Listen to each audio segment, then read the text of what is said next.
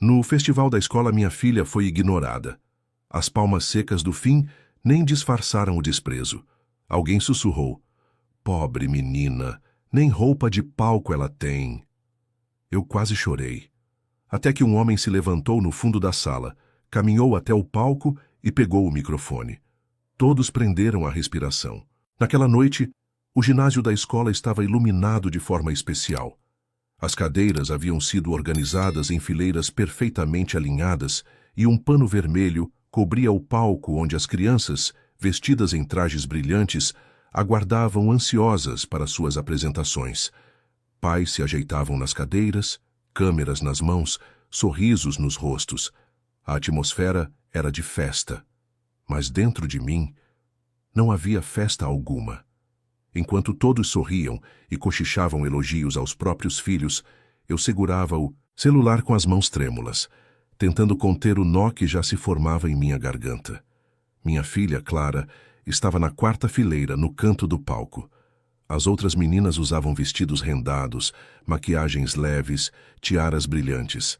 Clara, com seu vestido simples, costurado por mim mesma nas madrugadas após o trabalho, mantinha os olhos fixos no chão.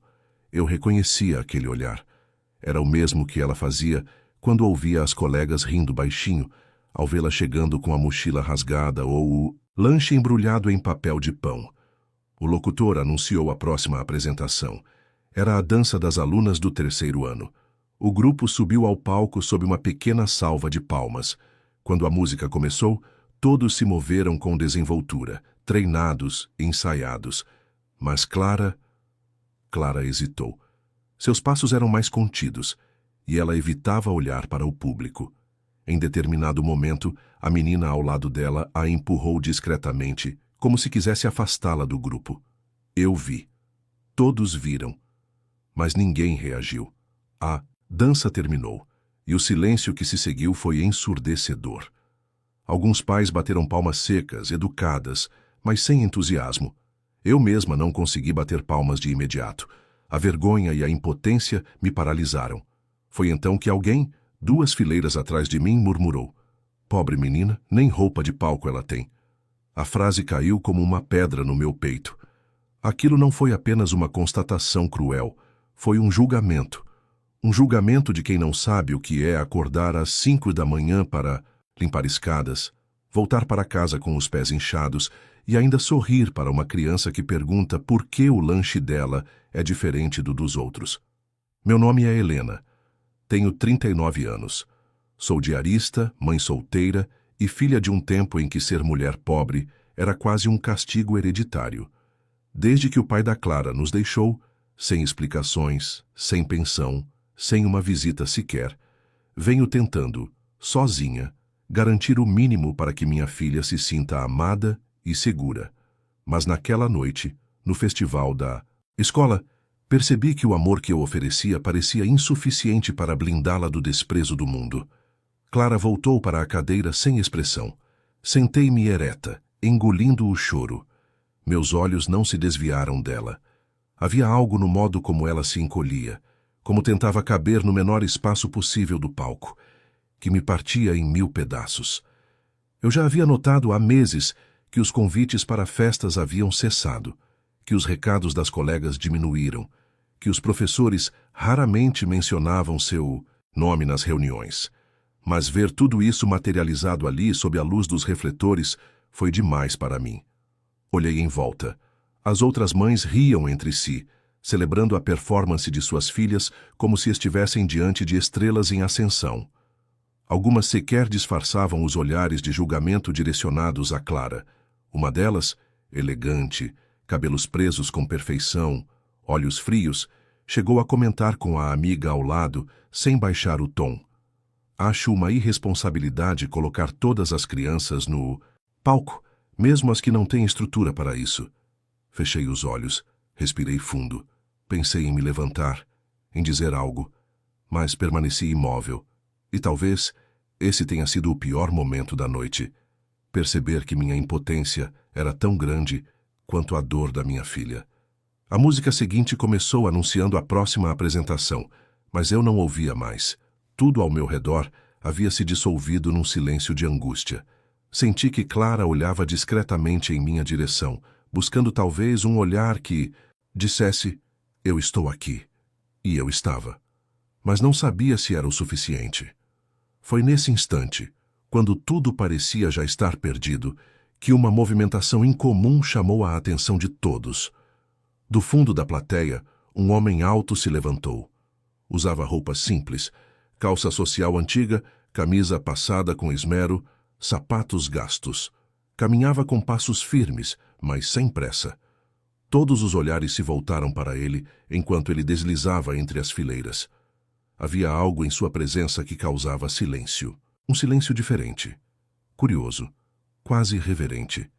Ele subiu calmamente os 3 degraus que levavam ao palco. Passou pelas crianças, que o observavam em silêncio, e pegou o microfone da mão da professora responsável. A sala inteira prendeu a respiração. Quem era aquele homem? E o que ele tinha a dizer? Quando o homem subiu ao palco naquela noite, meus pensamentos mergulharam no passado como se o presente tivesse congelado. Era impossível não recordar de tudo o que nos trouxera até ali, até aquele ponto de quase desistência, até aquele tipo de dor que não sangra, mas corrói. Eu conheci o pai de Clara quando ainda era muito jovem. Tinha apenas 22 anos e acreditava, como muitas garotas da minha idade, que o amor bastava. Ele se chamava André, filho único de uma família tradicional do interior de Minas. Um rapaz bonito, de fala mansa, que parecia carregar no peito a serenidade dos que sabem o que querem. Engano meu. Nos conhecemos na biblioteca da faculdade. Eu cursava letras à noite, conciliando com o trabalho como auxiliar administrativa durante o dia. André, ao contrário, vinha de uma família abastada e estudava por conveniência, não por necessidade. Desde o início, percebi os olhares desconfiados da mãe dele, Dona Mirtes. Elegante, imponente e com uma frieza que se disfarçava de educação, ela jamais me aceitou. No começo tentei agradá-la. Cheguei a levar doces feitos por mim mesma em uma das visitas à casa deles. Ela pegou o prato com as pontas dos dedos, como se estivesse manipulando algo de origem duvidosa. Mal me olhou. Mais tarde ouvi seu comentário pelas costas como quem sussurra, mas deseja ser ouvida. Essa daí, com esses modos de gente simples, já entendi o que quer. A frase me dilacerou. Mas André dizia que ela mudaria, que era só uma fase. Eu acreditei. Acreditei mesmo quando ele começou a mudar. Ficava mais ausente, evitava conversas sobre o futuro e se irritava quando eu falava em ter filhos. Quando descobri a gravidez, ele ficou em silêncio por longos segundos antes de dizer: acho melhor não contarmos para minha mãe por enquanto. Helena, a tola sonhadora, concordou. Aos 5 meses de gestação, fui dispensada do meu emprego. Poucas semanas depois, André desapareceu. Sem mensagens, sem telefonemas, apenas o vazio. Fui até a casa da família dele e Dona Mirtes me recebeu no portão com o rosto impassível. Antes que eu dissesse qualquer palavra, ela declarou, num tom firme: meu filho está fora do país, e mesmo que estivesse, aqui não teria mais nada a tratar com você. Entenda, minha filha, vocês vivem em mundos diferentes. A criança que você carrega é problema seu. Fiquei parada por alguns segundos, tentando entender se aquilo era real.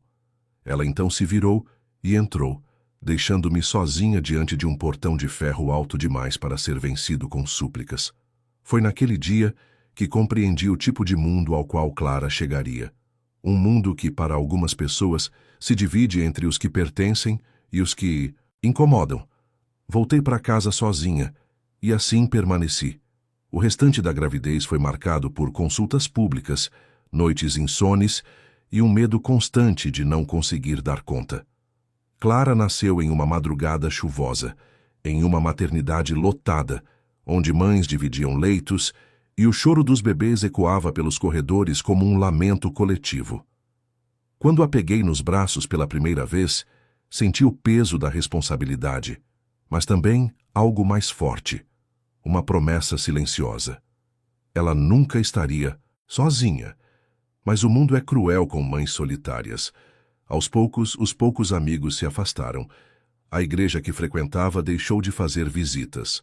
Até mesmo meus vizinhos passaram a me olhar com certo desprezo, como se ser mãe solteira fosse uma falha moral. Nos aniversários da Clara, os convites sempre retornavam com a mesma resposta: infelizmente, não poderemos comparecer. Com o tempo, ela mesma parou de pedir festa. A gente pode só fazer um bolo em casa, né, mãe? Dizia ela, já compreendendo as limitações que a vida lhe impunha. E quando entrou na escola, ali a dor ganhou nova forma. Seus cadernos eram organizados, suas redações recebiam elogios, mas os professores pareciam vê-la como uma aluna invisível, sempre fora do eixo social. Os outros pais raramente permitiam que seus filhos fossem à nossa casa.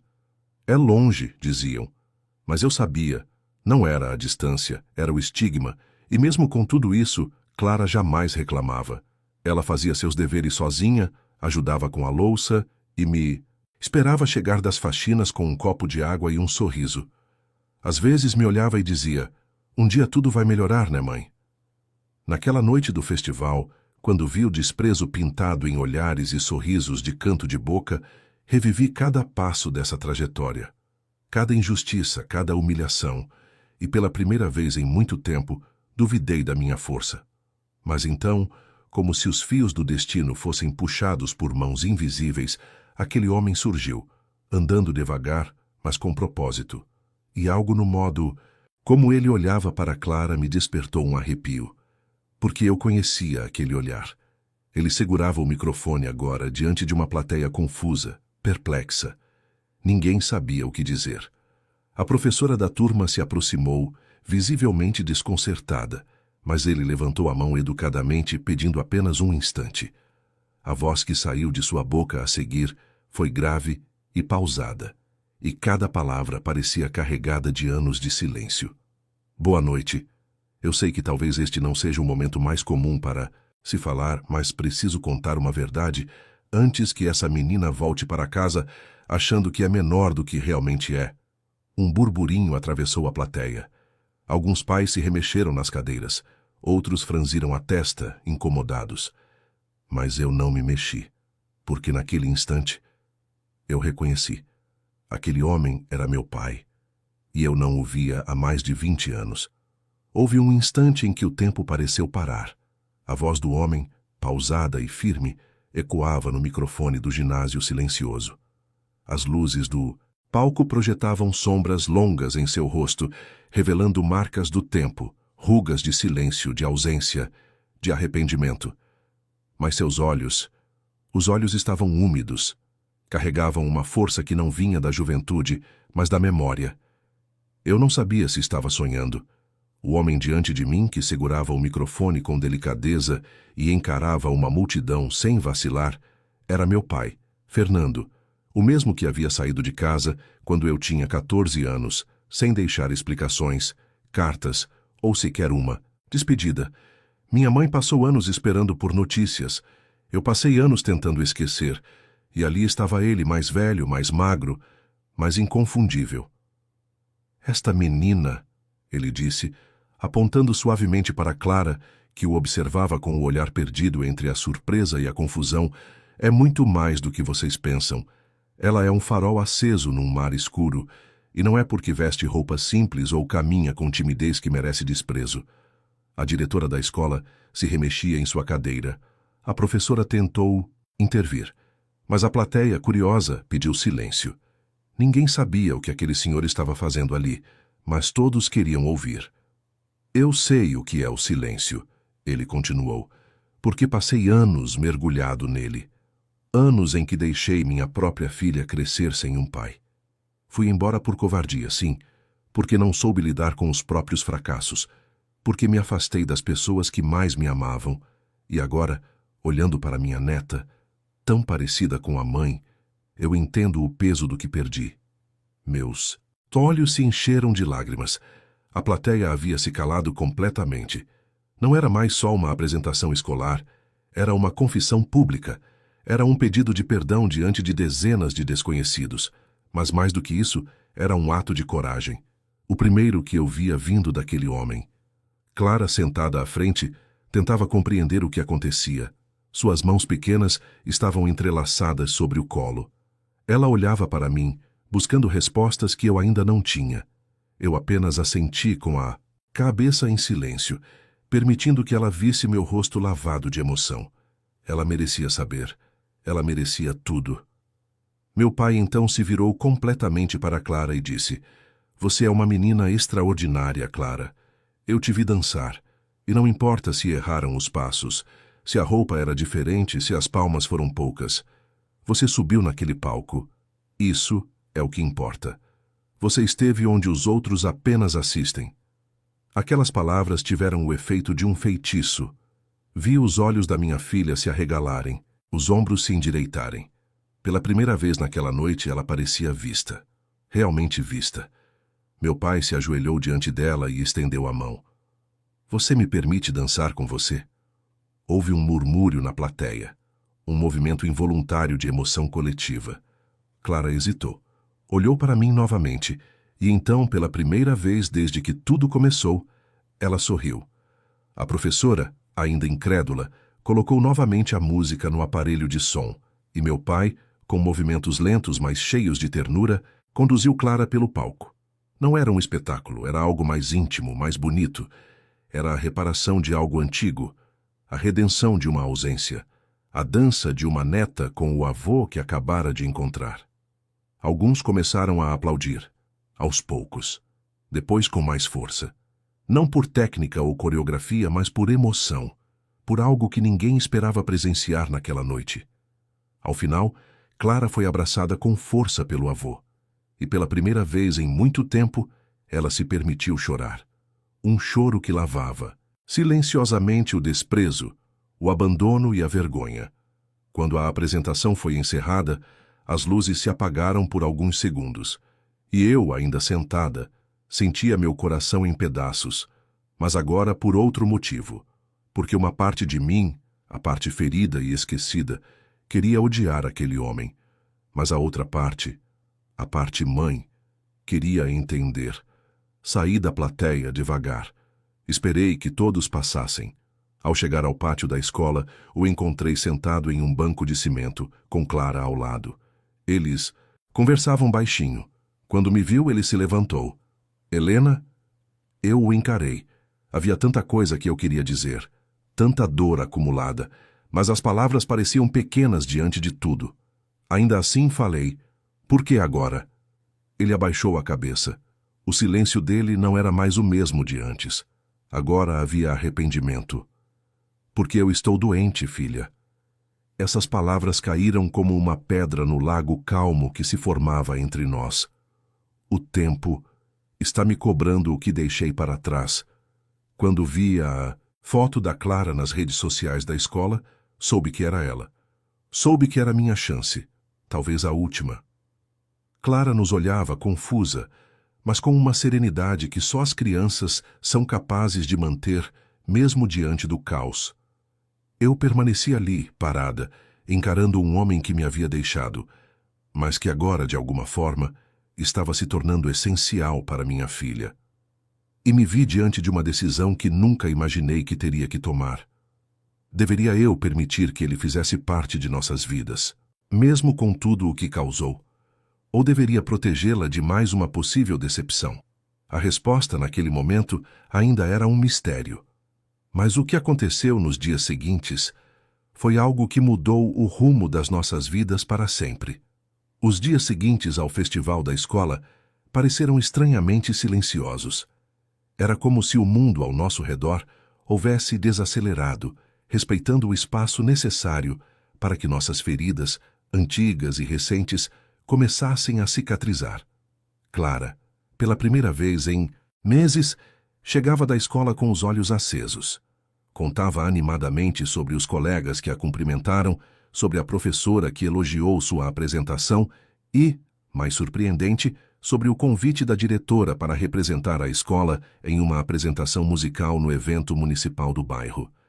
Era como se de uma hora para outra ela tivesse se tornado visível. Aquela noite no palco havia mudado algo. Mas, dentro de mim, havia uma inquietação que se recusava a desaparecer. Meu pai ligou no dia seguinte.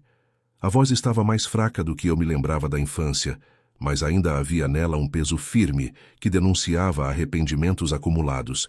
Perguntou se podia visitar Clara. Disse que ela tinha lhe pedido isso. Consenti, não por ele, mas por ela. Clara merecia cada pedaço de afeto que o mundo pudesse lhe oferecer. E, se aquele homem tivesse sinceridade em seus gestos, talvez fosse melhor tê-lo por perto do que deixá-la crescer com um novo vazio. Nosso primeiro encontro foi no banco da praça, sob a sombra de uma mangueira antiga, onde ela brincava de pular corda enquanto nós dois travávamos um diálogo que nenhum de nós soube exatamente como começar. Você tem uma filha maravilhosa, Helena, ele disse, com os olhos fixos em Clara. Assenti, sem conseguir ainda encará-lo por muito tempo. Ela se parece com você, sabia? Ela tem mais coragem do que eu tinha naquela idade. Respondi seca, mas não por frieza. Apenas por precaução. Houve um silêncio longo entre nós. Então, ele se mexeu no banco, tirou do bolso uma pequena foto desbotada e me estendeu. Era uma fotografia antiga.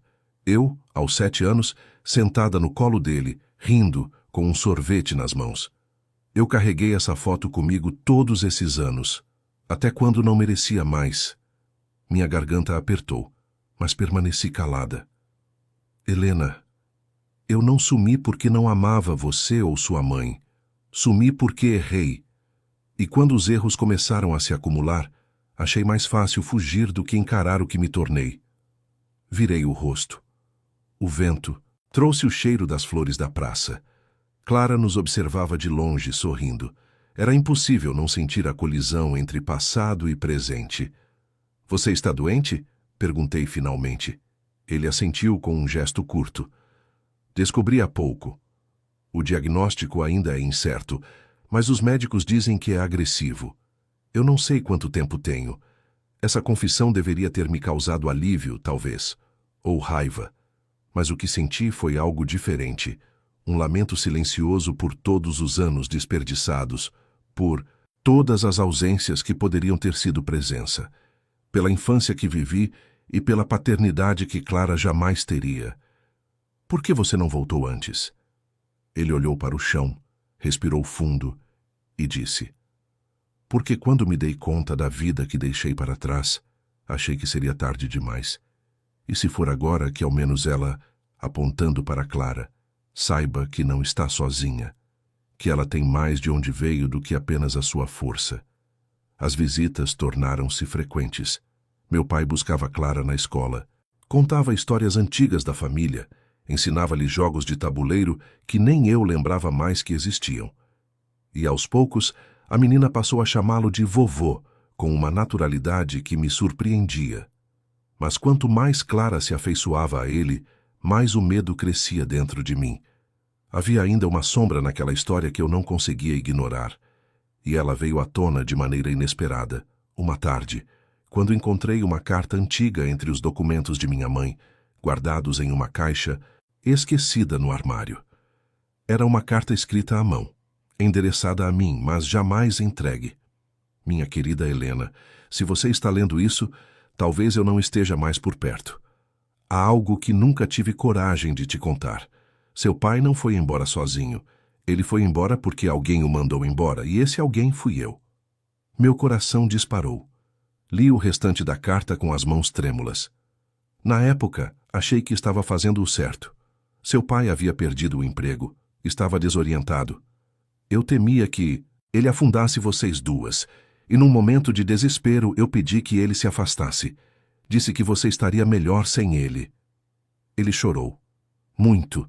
Mas atendeu ao meu pedido. Hoje carrego esse fardo em silêncio, porque te amo. Mas o amor às vezes também se equivoca. Perdoe-me. Minha mãe. Minha própria mãe havia expulsado meu pai de nossas vidas. Senti o chão se mover sob meus pés. Todas as certezas desmoronaram. Meu julgamento, minha raiva, minha rejeição, tudo se tornava frágil diante daquela revelação. Por um instante, desejei não ter lido. Mas algo dentro de mim sabia que aquela verdade precisava ser conhecida, não apenas por mim. Naquela noite esperei Clara dormir, guardei a carta de volta na caixa e liguei para ele. Precisamos conversar. No dia seguinte, nos sentamos à mesa da minha cozinha e eu lhe mostrei a carta. Ele leu em silêncio. Uma lágrima solitária escorreu por seu rosto. E, ao fim, disse apenas: eu nunca a culpei. Só esperei que, um dia, tivéssemos outra chance, e se esse dia for agora, que seja completo, sem segredos. Respirei fundo. Pela primeira vez, não havia mais pesos entre nós. Apenas a dor compartilhada de um tempo que não volta, e a vontade de não errar de novo. Mas, enquanto nossa história parecia se encaminhar para um recomeço tardio, algo inesperado aconteceu. No domingo seguinte, ao ir buscar Clara na escola para um passeio, ele não apareceu. Nem ligou, nem respondeu mensagens, e quando fui até a pensão onde estava hospedado, a notícia me pegou desprevenida. Ele havia partido, mas não sozinho. Um envelope endereçado a mim aguardava na recepção, e dentro dele havia um documento que mudaria para sempre nossas vidas. O envelope que me entregaram na recepção da pensão era simples, de papel pardo, com meu nome escrito em letra trêmula e arredondada. Não havia remetente, nem data, apenas aquela caligrafia que eu passara semanas reaprendendo a reconhecer. Abri com cuidado. Dentro, encontrei 3 folhas presas com um pequeno clipe, e à medida que lia o conteúdo, o mundo ao meu redor foi desaparecendo. Era um testamento, simples, direto, com firma reconhecida em cartório. Meu pai deixava tudo o que tinha, e embora não fosse muito, havia algo para Clara. Um pequeno sítio herdado de meus avós, nos arredores de Tiradentes, Minas Gerais. Uma casa antiga, modesta, cercada de mato e história. E, mais importante, uma carta escrita especialmente para ela. Minha doce Clarinha. Se você está lendo isso, é porque o vovô partiu. E espero que você esteja bem.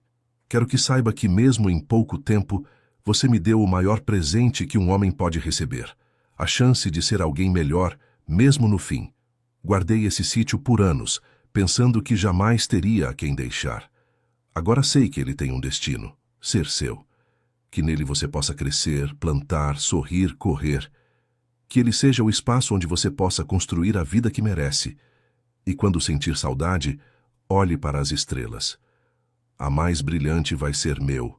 Jeito de dizer que continuo aqui. Com amor, seu avô Fernando. Chorei sozinha naquela noite, não pelo que ele deixou, mas pelo que ele tentou recuperar. Porque às vezes a herança mais valiosa não é a terra ou o dinheiro, é o gesto, a reparação, a coragem de tentar consertar o que foi quebrado. Contei a Clara dias depois. Mostrei a carta. Li em voz alta. Ela não disse nada no início, apenas encostou a cabeça no meu ombro e ficou ali, em silêncio, por longos minutos. Quando finalmente falou, disse: ele foi meu herói, mesmo que só por um pedacinho da minha vida. E naquela frase estava tudo.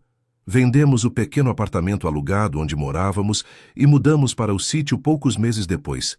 Era simples, sim, mas havia espaço, árvores frutíferas, um riacho raso e um galpão velho que reformamos com a ajuda de amigos e voluntários. Ali, fundamos um pequeno centro de leitura e música para crianças da região. Clara se transformou. Tornou-se mais segura, mais falante, mais sorridente. Voltou a se apresentar, agora com o coração leve. Nunca mais se escondeu no canto do palco. Agora ela dançava no centro, com a cabeça erguida. Quanto a mim, aprendi a perdoar. Não apenas meu pai, mas a mim mesma, pelas vezes em que duvidei da minha força. Descobri que mesmo as histórias mais dolorosas podem ganhar um final luminoso se nos recusarmos a repetir os erros de quem nos feriu. Nunca mais fomos as mesmas. Fomos mais fortes, mais conscientes, mais donas de nós. E se aquele festival na escola foi um ponto de virada, foi porque alguém, quando ninguém esperava, teve coragem de subir ao palco, não para dançar, mas para dizer a verdade. Às vezes, a justiça não chega nos tribunais, nem nos grandes gestos. Às vezes, ela vem no silêncio quebrado, na lágrima contida, no abraço que se oferece depois de tanto tempo. Às vezes, basta um microfone, uma frase sincera e uma menina com um vestido simples que não desistiu de brilhar.